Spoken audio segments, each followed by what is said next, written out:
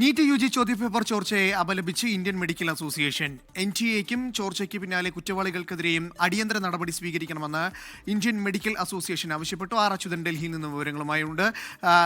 Achuthan, NEET UG ചോദ്യപേപ്പർ ചോർച്ചയിൽ രാജ്യത്തുടനീളം വലിയ പ്രക്ഷോഭങ്ങൾ നടക്കുകയാണ്. അത്തരത്തിൽ ആരോപണങ്ങൾ ഉയരുകയാണ്. ഇപ്പോൾ മെഡിക്കൽ അസോസിയേഷൻ കൂടി അത്തരത്തിൽ ചില കാര്യങ്ങൾ മുന്നോട്ട് വച്ചിട്ടുണ്ടല്ലോ. അടിയന്തര നടപടി വേണമെന്ന് അവർ പറഞ്ഞിട്ടുണ്ടല്ലോ.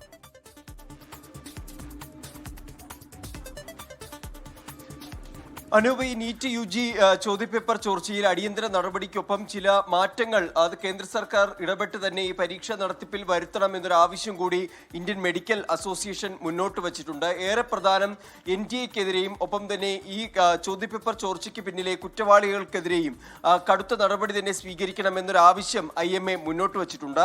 ഒപ്പം തന്നെ സംസ്ഥാനങ്ങൾക്ക് കൂടുതൽ ഉത്തരവാദിത്വം നൽകി നീറ്റ് യുജി പരീക്ഷ നടത്തണം.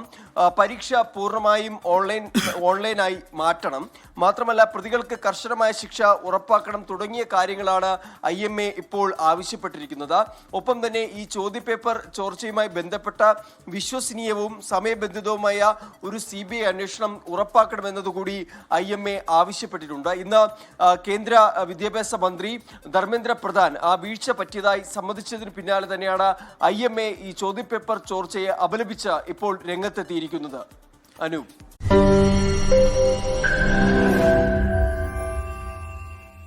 ലോകത്തെവിടെയായാലും ഏത് സമയത്തും 24 വാർത്തകളും ഓഗ്മെന്റഡ് റിയാലിറ്റി പാക്കേജുകളും എക്സ്പ്ലെയിനറുകളും വിശദമായി കാണാൻ ഞങ്ങളുടെ YouTube ചാനൽ നിങ്ങൾക്ക് സബ്സ്ക്രൈബ് ചെയ്യാം.